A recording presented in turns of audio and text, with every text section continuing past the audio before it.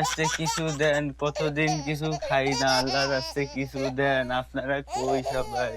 এই যে তো একটা বড় লোক বাড়ি পাইছি, দেখি এই বাড়ির যাই দেখি কি পাওয়া যায়। ভাই বাড়ি কেউ আছেন? বাসায় কেউ আছে? কতদিন কিছু খাই না कैसे भाई? ভাই, কতদিন ধরে কিছু খাই না, যদি কিছু দিতেন। আচ্ছা একটু দাঁড়ান। আচ্ছা ভাই। এই যে এটা খান।